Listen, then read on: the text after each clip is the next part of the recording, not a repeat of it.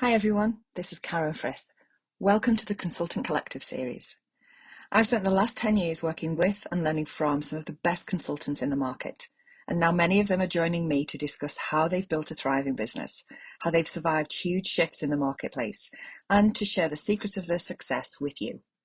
The one question everyone asks me is, how do I start my own consulting business? So the Consultant Collective series will provide answers. Join me and some of the most experienced consultants in my network to learn, apply, and share strategies to grow your consulting business.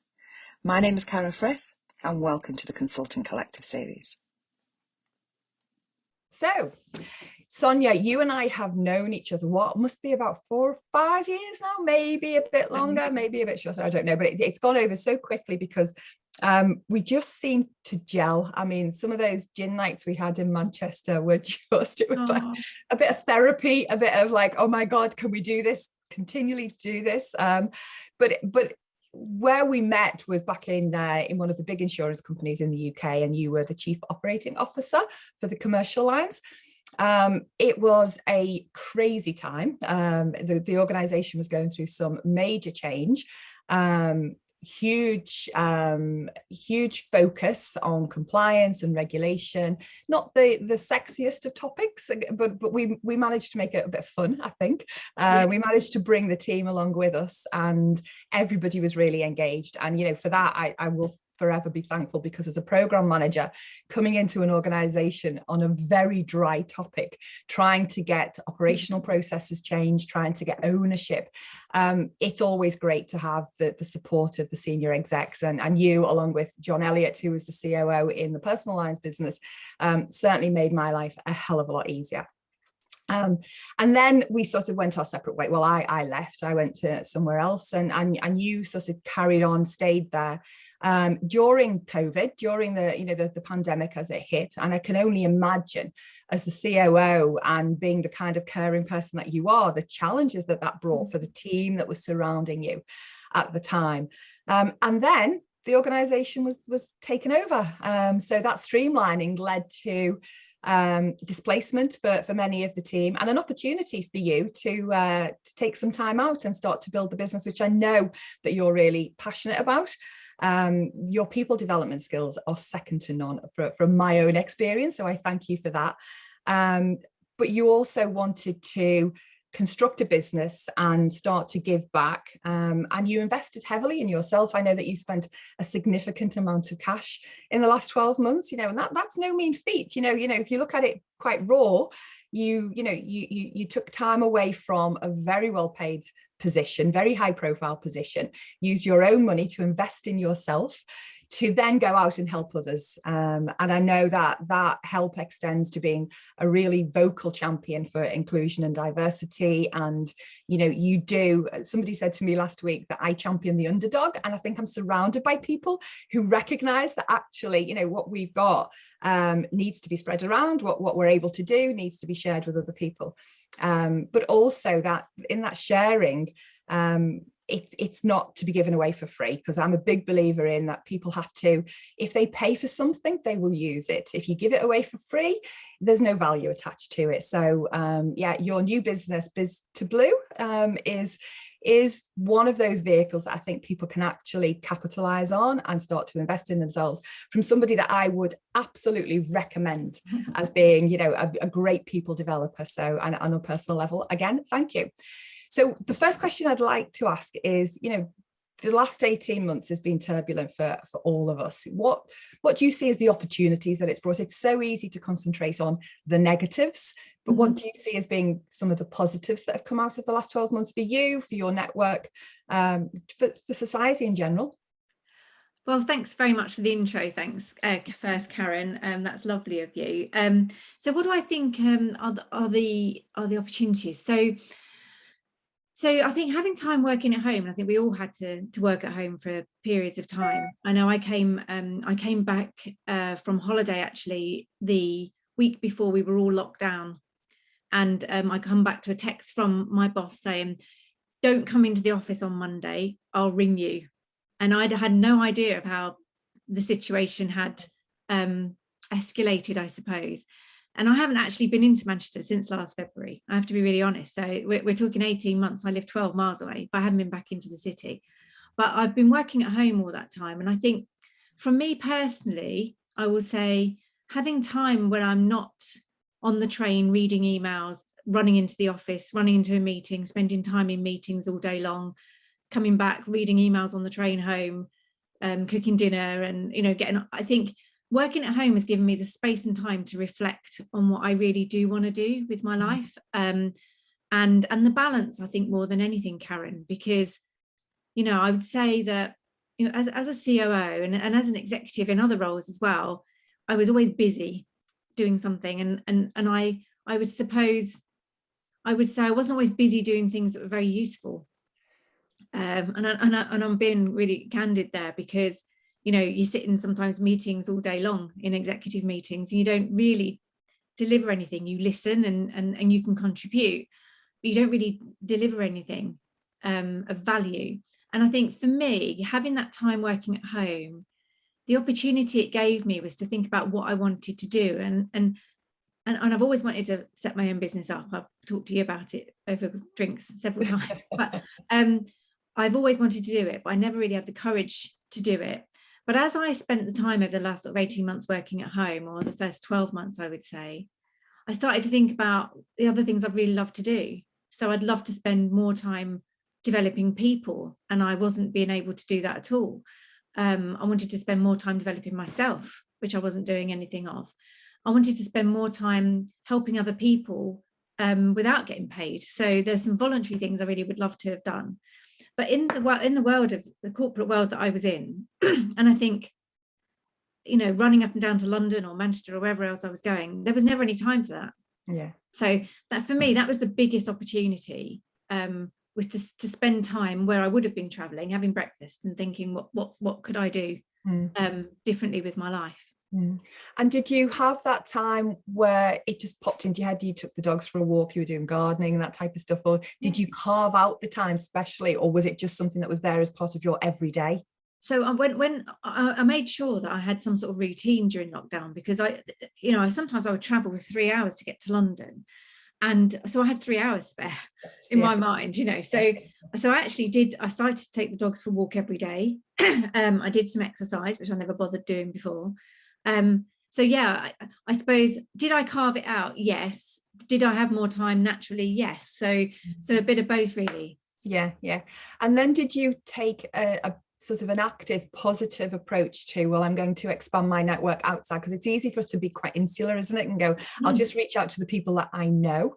And it's hard sometimes, as you're doing network events, where to walk into a room full of people that you don't know, but to turn up onto there were so many webinars and Zoom calls and all this type of thing. And I know a few people I've spoken to have said it was just so scary to even turn the camera on. You know, we got used to being a bit slobbish around the house and stuff like that. Did you actively go out and seek new people, new networks?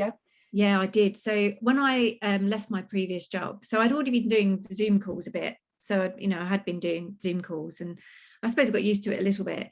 But my first sort of few weeks as a director of Biz to Blue, I've got to be really honest, the first week or so, I just sat there thinking, right, what do we do now? And then I spoke to the start of it was, I spoke to a recruiter who said to me, you should join a couple of networks, and you should do this and do that. And she gave me a couple of pointers. And because at that point, I think I wanted to, you know, I was going to launch Biz to Blue, but I was sitting on the fence as to whether I'll be able to do it or not. And I think we've all gone through that, even when you go for a new job, you know. And so I joined several networks. In fact, then I got carried away with joining networks. So I joined a big insurance consultancy network, who I'm very, very active in now. And that I had to pay to join that. And then I joined some free networks on LinkedIn, not on LinkedIn, on Facebook. And then I joined a couple of local networks where you would eventually be able to go and have a coffee with people, that sort of thing. So I found it quite hard at first, because I thought I didn't know what I was going to say about myself. I didn't know what I was going to say. I was going to be able what I did, because in a silly way, I launched Biz to Blue with the view that I would just be a COO, but as a consultant. Okay. Yeah. So because I wasn't confident enough in what I could do. So I thought, well, I'll do the COO job, and I'll do it as a consultant, get paid by the hour type thing. And then as I was sort of talking about it to people, I was thinking, well, please don't give me any of that work, because I don't ever want to do that again. So when someone was saying, oh, compliance, yeah, yeah, I'm going, no, actually, yeah, that's not what I'm specialising in. So I had to go back and think about what I really wanted to focus on. So those networking events originally really did me the world of good, because without having to talk about myself and the work I was going to do, I wouldn't have really been able to hone in on my speciality or my niche, I suppose, because I would have just been randomly trying to do everything. So that's when I focused on executive coaching, which I love doing, and leadership development, and just some business optimization work. And I'm a board advisor, so there was things that I sort of just started to wrap around my work, but I wouldn't have done that if I hadn't done the networking. But it was a bit scary to start with, because I thought everyone was judging me. Actually, they're not. They're just trying to talk about themselves. So and everybody is, and I don't know, I've been on a couple of speed dating type networks where you get 5 minutes to basically do a pitch, and it's scary, but it's really helpful, because you hone your pitch, you hone like, what am I going to say, and as you're voicing the words that make total sense to you, you're looking at the other people and go, it's not landing, this is not the right elevator pitch, this is not, it's not getting across the value and the passion I feel about that particular niche, which is interesting, because that's one of the first things that we start to teach when contractors come in and go, oh, I'm a project manager, and I go, you're more than that, don't undersell yourself, especially if you want to move up into like consultancy and that type of thing. So all of that, I assume, was very UK centric. Is that right? It's, did you? Yes, all very UK centric. Yeah. Okay. And there's a big world out there, and COVID has expanded our reach, I believe. So is that something that you would look to branch out into foreign markets? Yeah, absolutely. So I would, if I had the time to do that. At the moment, the focus that I'm getting from the UK people that I'm talking to is enough for me at the moment. So I do actually, I'm at the board advisor for a company in the Netherlands. So I suppose because they've gone to Europe, that's as far as I'm getting. I also have a couple of executive coaching clients that are in Norway, one in Norway actually, and one in Denmark. So I do have clients abroad, and I think that has opened because you can executive coach on Zoom anywhere in the world, right? So absolutely, that's definitely helped. Going back to your elevator pitch point, though, I have to say, when I first started contracting or consulting, that frightened the life out of me.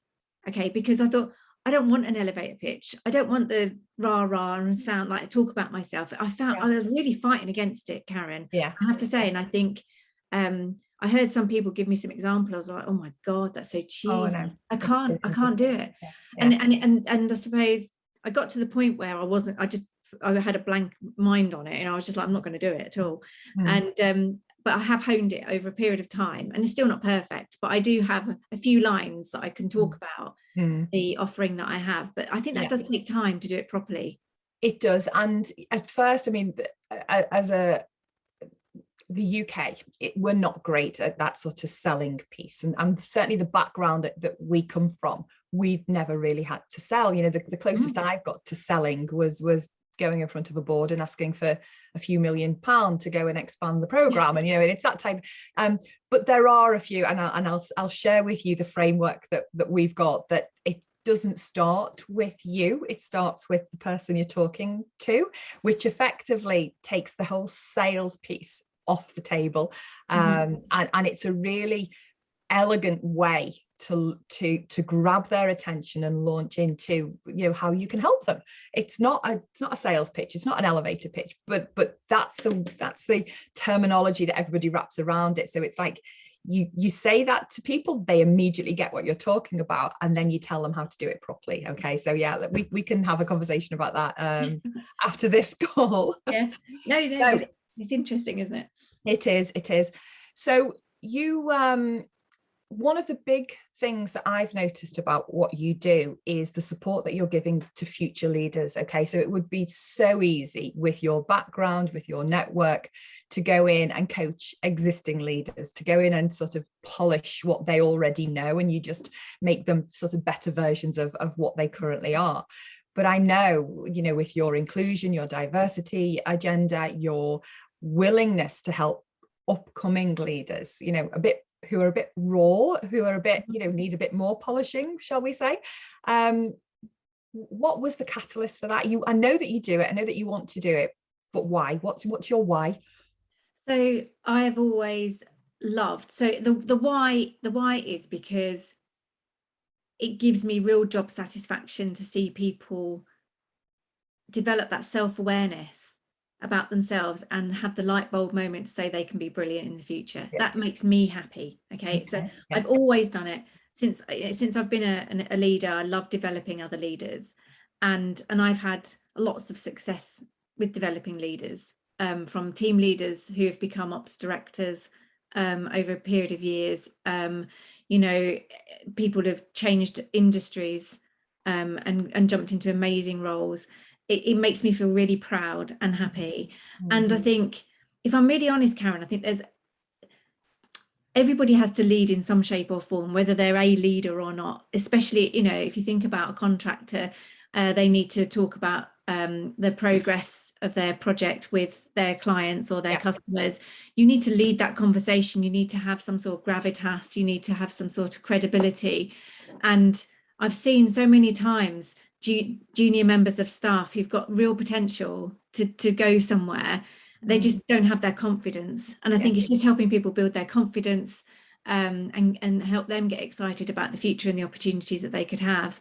And as I say, one of the reasons I do executive coaching is because it isn't teaching somebody. It's helping them learn about themselves, asking them questions so they can find out more about themselves. It's self-awareness, developing that self-awareness, and helping them gain the confidence to become a better leader. And I just think it's just brilliant to see people develop. I can't really explain it because it just really makes me happy. No, and you can see your face lit up then as you started to explain, you know, the why. So, there's so much opportunity for future leaders, you know. Unbelievable. And when you say you do executive coaching, it's not just for current execs, it is for people who have got either the aspiration, the desire, the potential. You know, actually I want to do that, you know, and not everybody will make it, you know, and they'll all come in at different sorts of levels. But I think even if you can add even, you know, a percentage of that extra self-confidence to somebody, it can change their life from a work point of view, but also from, you know, on a personal level as well. They do become a hell of a lot more confident, don't they, when you start to open the eyes of the art of the possible, what could happen.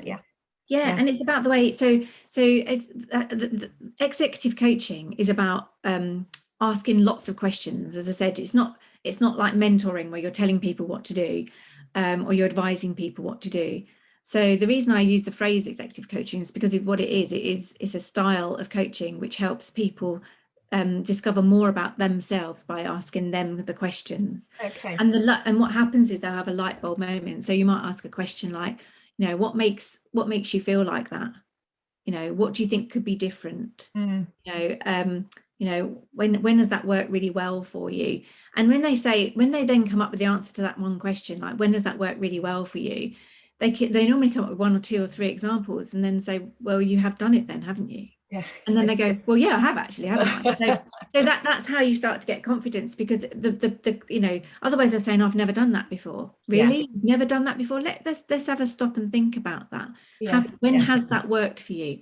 Or when have you done? And then they start to get that confidence. So that's why I think I get very passionate about that style of coaching, because it's only when you realize yourself how good you are or the potential that you can go forward. And that's why I love coaching future leaders, and sort of definitely women in a corporate world, because you know, there are loads of opportunities for women to be in more senior roles and leadership roles. I think it's a great way you put it, that it's a style of coaching, because I think potentially executive coaching could put some people off, you know, certainly more junior members of staff. They could think, well, I'm not quite there yet, or, you know, I'm years away from being an executive, so I don't actually need that. Whereas what you're doing is you're taking that style of coaching and applying it to future leaders, so that that in itself is giving them exposure of what to expect in the future, you know, the kind of way they've got to think about themselves and the situations that they're in the future. And then they can make informed choices as well, can't they? Because it's not like, well, nobody ever told me I need to think like this, and all of a sudden I've got to this manager. Because how many sad managers have we both come across, you know, people who go, I didn't actually think it was going to be like this. Yeah. When a little bit of an intervention by somebody like you early in their career could have set those expectations, or those sort of like, you know, the reality check, I suppose. Yeah, and the other thing is once they've had that sort of coaching themselves, they then naturally will use it on others. Yeah. So you know, it's really easy for them to get a high performing team, because they will be asking their team the open questions. Yeah. Because they're used to being asked the open questions. Yeah. So when somebody comes to them then and says, oh, how do I do this? Rather than going, oh God, you just do it like that. They'll say, well, how do you think you could do that? Yeah. And actually that develops the people they're working. Absolutely. No, I love that. Yeah. And I think that ripple effect. Yeah. Yeah, and one of the things I think is a big issue in most corporate companies is that there are always a percentage of poor leaders. Okay, poor leaders who haven't got patience to coach people, or you know, are not strong, and that causes then low performing teams. Yes. So I don't just coach new or potential leaders, but actually I do coach leaders of all levels. Because I think that's really important to develop yourself as a leader for the future. No, absolutely. And it's a vicious circle. If you are a poor leader, you generate the next generation of poor leaders. Yes. And it just perpetuates that cycle, doesn't it? You know, and nobody wants to wake up every morning and think, well, I've got to do this for the next 40 years and then I'll be able to retire. Those days are long gone, thankfully, you know, but certainly, you know, the people that I coach, I like to coach sort of 16 and 18-year-olds with just opening their eyes to different avenues rather than the traditional, you know, do your A levels, go to university, come up with a load of debt, get a trainee position. By the time you're 30, you might be able to afford, you know, there's so many other options out there at the moment. So absolutely, I know. And for the record, I don't have a university degree. I don't, and I you know, and I don't regret not going to university. I worked from about, I suppose I did go to college, but then I worked from 18. And I work with people. I've always worked with people. So yeah, and it's never done me any harm. So no. I think everyone should choose what they want to do. Yeah, and do something that when you talk about what makes you happy, your face lights up. Wouldn't that be brilliant for everybody to have that kind of job, that kind of role, that kind of impact on society as well, to be able to go, you know what, I'm feeding my passion, but actually I'm making a difference as well. Yeah. So I think it's wonderful. And I do try, when I'm coaching people, I do ask those questions as well, because sometimes people accidentally end up in a career and don't enjoy it. But you can move industries with a bit of work and a bit of self-confidence. Yeah. And you know, my daughter, for example, worked in an insurance company, and then at 25 she decided she wanted to be a nurse. We supported her to do that, but I've seen that my one of my sons was in insurance as well, actually, and he now works with COVID in a lab.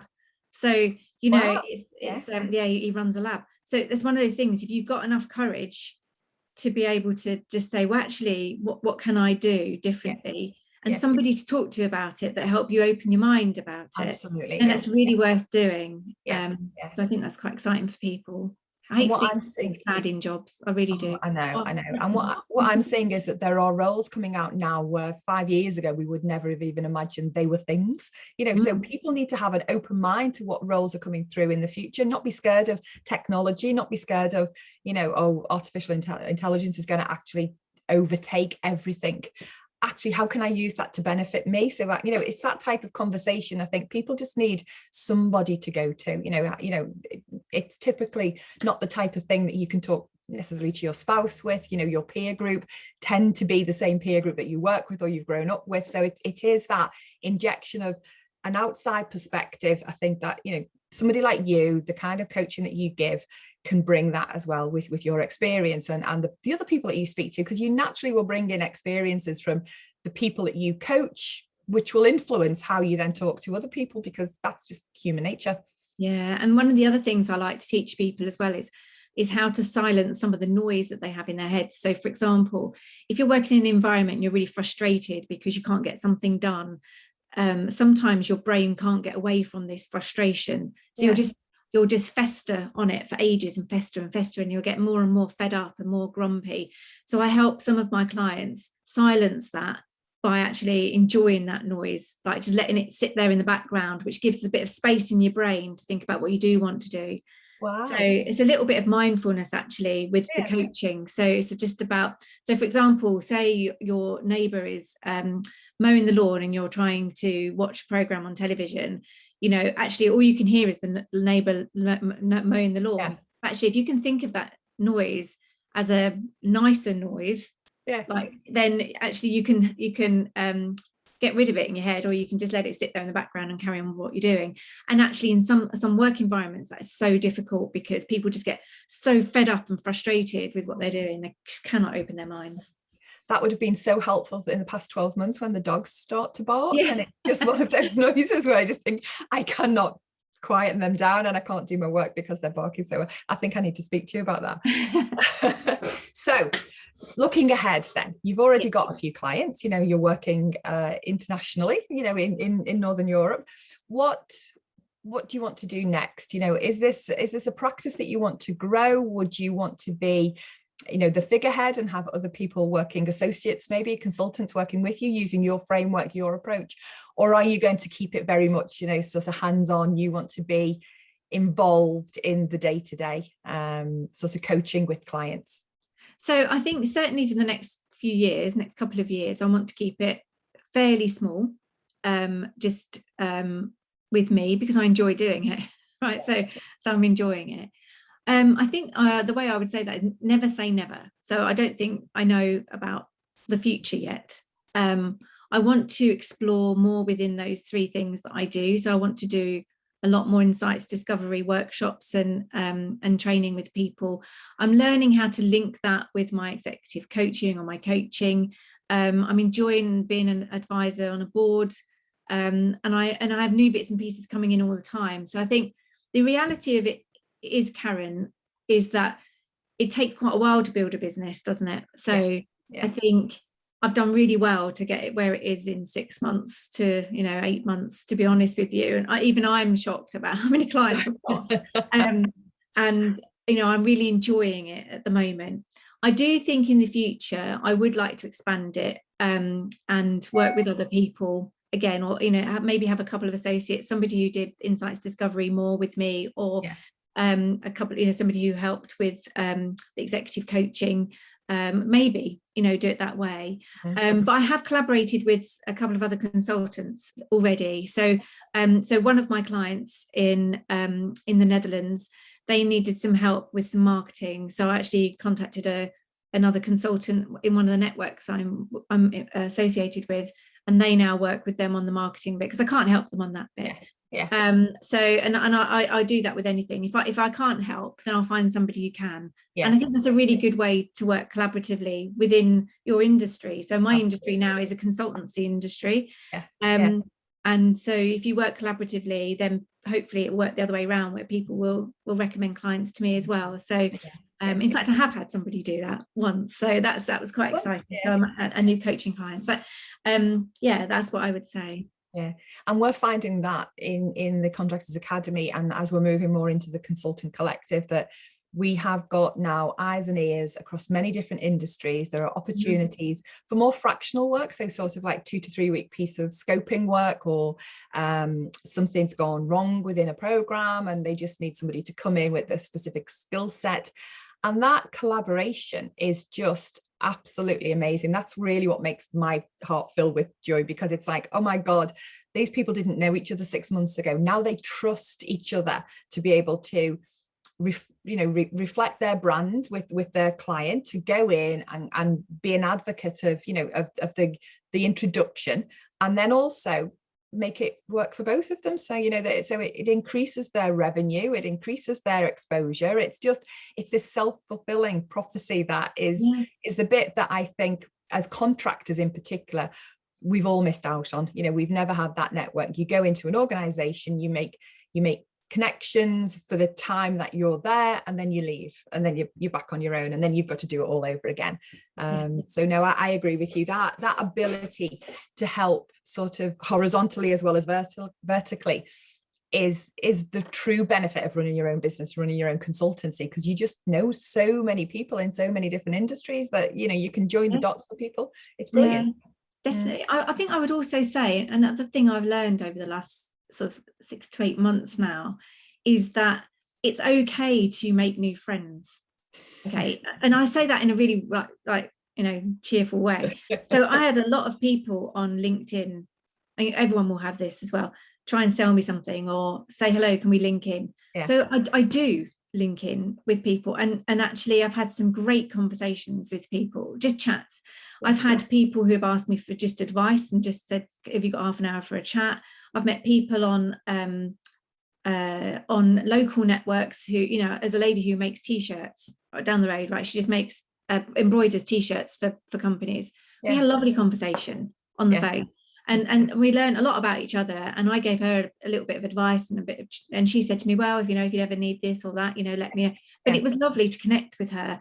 So I'd say, you know, if you're not busy working, then make friends, you know, reach out to people, look at the emails or the messages that you get on LinkedIn, you know, come and find me, come and have a coffee, a virtual coffee. You know, it's fine to just make friends, because you never know where that might lead. I have had quite a lot of work, some work from just having coffees with people for no particular reason. So don't waste time is what I would say. And you know what I've noticed, again, the sort of the positives coming out of COVID, we all forgot how important it was to connect with people. So we were quite we had our group of friends, we had our school friends, we had our family, we had our work colleagues, and that took every spare bit of time that we possibly had, because we were commuting, we were in meetings, and we were given extra time. And those of us who have embraced, you know, I've made so many connections now in the States, because I've gone, you know what, actually, that's where I want to head. That's where my business is going to grow. And I just have, as you say, coffees. I just have, and the time difference works for me and stuff like that. And it's like, oh my God, I would never have even opened that door 2 years ago. I just didn't have the time to open that door. And I've got to know people who have got similar backgrounds to me. I'm fascinated, you know, people who were brought up in California, who the same age as me, and we talk about their childhood and how they got to where they are at the moment. And it's just absolutely fascinating. And I think it's made my conversations much richer. So I agree with you, but I've never actually thought about it as make time to make new friends, which I think that's a lovely little line. So I think it is. I think it's really important. You know, I've just had you know, just half an hour, you know, you're having a coffee, it's fine, isn't it? And I think it takes the place of all the coffee machine chats that you used to have with people in the office, because we don't have those much anymore, do we? We put meetings in and we have a meeting. When you're not in the office very much, I think that really helps. But it's definitely helped me. And I'm loving that, widening my net now. You know, I get excited when I hear about you talking to people in the States, and think, I want to talk to people in the States. I see what they're up to over there. I want you to talk to people in the States as well, because to be honest with you, some of my new connections out there, they keep saying to me, the Brits get stuff done. We love talking to the Brit. And I'm thinking, we've got a different slant on things. We really do. And the good news for Brits who want to grow their businesses, the US don't mind spending cash on themselves. They don't mind investing in themselves. And it's part of what they were brought up to believe in, you know, that you have to invest, whether it's time, money, energy, to be a better version of yourself. So I think there's a huge market out there for you. So if that's the case, are there any messages that you would want to share with people? You know, you say they can get in touch, you know, is it the call to action to sort of for people to take control and sort of reach out? Would you welcome that? Yeah, absolutely. I mean, I would say to everybody, you know, just take 5 minutes to think about you and your own position in your role or your future aspirations, and just invest some of that time in yourself. You know, and if you want to reach out and have a conversation about how you could do that, then do find me. You can find me on LinkedIn, and I can help uncover blind spots, or, you know, supercharge strength. You know, there's all sorts of things that I can help you do, but just spend that time yourself. Just have a bit of reflection time is what I would say. Excellent. And I would definitely second that. It's worked for me working with you. So thank you very much. It's been great talking to you, and we will catch up soon. You and I have got a few things in the pipeline for the next couple of months. So people will see us both in the same environment again in the future. If they want any more of us, they know what to do, to reach out to you or to reach out to me. Thanks again.